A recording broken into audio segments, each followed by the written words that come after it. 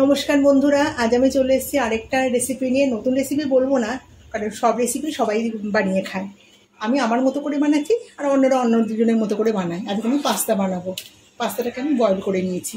এটা কিন্তু 70% বয়েল করেছি, পুরো একদম ল্যাদলেতে করিনি। আর নিয়ে নিয়েছি চিকেন, বোনলেস চিকেন, ছোটো ছোটো করে পিস পিস করে কেটে নিয়েছি। এখানে একটা টমেটোকে কেটে নেওয়া হয়েছে, একটা বড় সাইজের পেঁয়াজকে কুচিয়ে নেওয়া হয়েছে, আর কিছু রসুন কুচিয়ে নিয়েছি।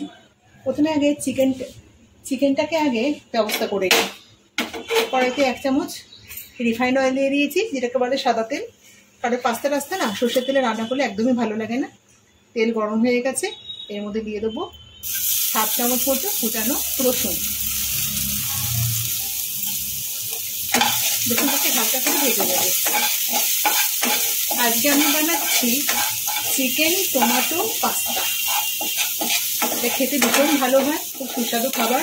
আর পাস্তা না আমার আর আমার মেয়ের খুব পছন্দের খাবার, বিশেষ করে আমার মেয়ে। তাই ভাবলাম এটা তোমাদের সাথে একটু শেয়ার করি। আর বন্ধুরা, প্লিজ তোমাদের কাছে আমার একটা রিকোয়েস্ট, পুরো ভিডিওটা দেখো, অন্তত 3 মিনিট অন্তত দেখো। দেখার জন্য তোমরা শুধু একটুখানি কয়েক সেকেন্ড দেখে এটা ভিউ দিয়ে দিও না, প্লিজ প্লিজ প্লিজ। এটা আমার রিকোয়েস্ট তোমাদের কাছে। রসুনটা একটু হালকা করে ভেজে নেওয়া হয়ে গেছে। পরিমাণ মতো চিকেনের পরিমাণ মতো লবণটা আমি দিয়ে দিলাম এর মধ্যে। আর দিয়ে দেবো সামান্য একটুখানি লঙ্কার গুঁড়ো, লাল লঙ্কার গুঁড়ো। এটা একটুখানি চিলি ফ্লেক্স দেবো, অল্পই দেবো চিলি ফ্লেক্সটা। একটু ভালো করে আগে নেড়ে নেব।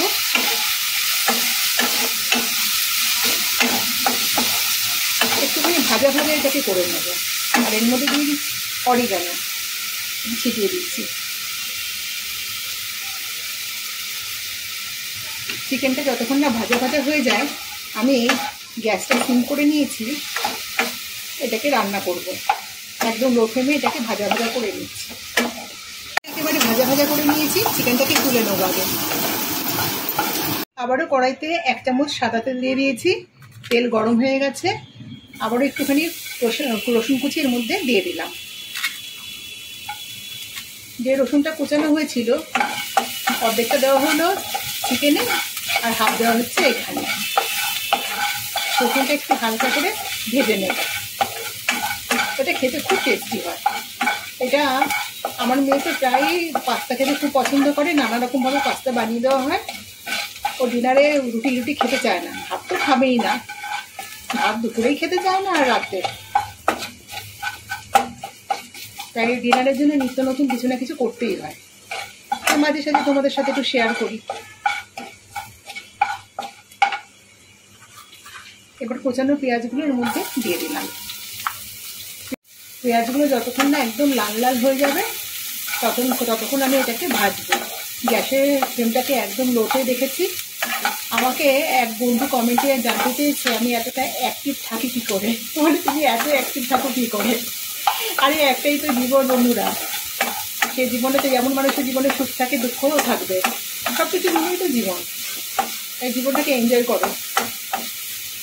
সবসময় যে এটা আমার খারাপ, সেটা খারাপ, খারাপগুলো কখনো ভাবতে নেই। যেগুলো ভালো ভালো ভালো দিকটা ভেবে সবসময় ভাবলে পরে কিন্তু অ্যাক্টিভ থাকা যায়। পেঁয়াজটা লাল লাল করে ভেজে নেওয়া হয়ে গেছে। এখন কেটে নেওয়া টমেটোটার মধ্যে দিয়ে দিলাম। টমেটোটা একদম নরম হওয়া পর্যন্ত আমি নাড়াচাড়া করতে থাকি। একদম যখন ম্যাশ হয়ে যাবে, ততক্ষণ আমি নাড়াবো টমেটোটাকে। পরিমাণ মতো লবণটা দিয়ে দেবো। লবণ না দিলে কিন্তু টমেটোটা তাড়াতাড়ি নরম হবে না।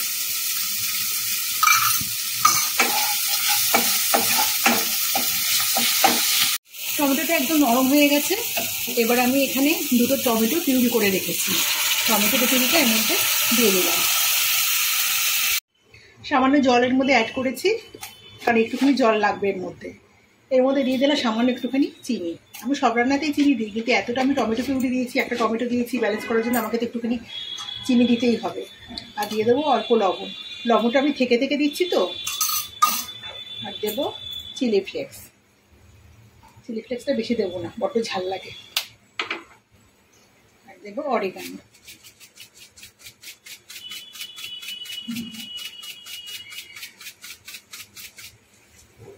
ভালো করে এটাকে ফুটতে দেব। গ্রেভিটা মোটামুটি অনেকটা টেনে এসছে, অনেকটা টানিয়ে নিয়েছি। এবার এর মধ্যে দিয়ে দেবো একটা চিজের কিউব, গ্রেট করে দিয়ে দেবো। এই যে চিজটা দিলে কি হয়, বাচ্চারা খেতে খুব পছন্দ করে। বাচ্চাদেরই তো এটা পছন্দের খাবার, বড়রাও খেতে ভালোবাসে, সেটা বড় কথা নয়। ভেজে রাখা চিকেনটা এর মধ্যে দিয়ে দিলাম। এটাকে ভালো করে নেড়ে চেড়ে নেব। যত নাড়বো তত চিজটা কিন্তু গলে সুন্দর একটা কালার আসছে, সুন্দর একটা ব্যাপার চলে আসছে। এবার পাস্তাগুলো এর মধ্যে দিয়ে দেবো। পাস্তাগুলো তো আগে থেকেই সেদ্ধ করে রেখেছিলাম। পাস্তাগুলো কিন্তু একবারে দেবো না, কিছুটা দিলাম, একটু ভালো করে নেড়ে চেড়ে নেব। কারণ পাস্তা এমনিতেই একটু আঠালো টাইপের হয়, যতই আমি তেল দিয়ে সেদ্ধ করি না কেন, তেল মাখিয়ে রাখি না কেন, তবুও একটা চ্যাটচেটে ব্যাপার থেকেই যায়। একটুখানি নেড়ে চেড়ে নিয়ে তারপরে আবারও বাকিটা দেব।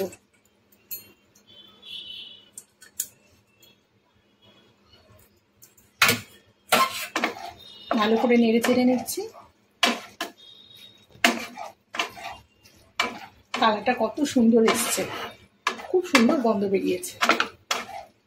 খেতেও খুবই ভালো হবে, খুব সুস্বাদু হবে। আমাদের চিকেন টমেটো পাস্তা একেবারে রেডি। এক কড়াই পাস্তা বানানো হয়ে গেছে, শুধু এবার খেয়ে নিলেই হবে। রেসিপিটা কেমন লাগলো অবশ্যই কমেন্টে জানাবেন। আর রেসিপিটা ভালো লেগে থাকলে অবশ্যই একটা লাইক দেবেন। আর যে সমস্ত বন্ধুরা চ্যানেলটাকে এখনও সাবস্ক্রাইব করেনি তারা কিন্তু অবশ্যই চ্যানেলটাকে সাবস্ক্রাইব করবেন।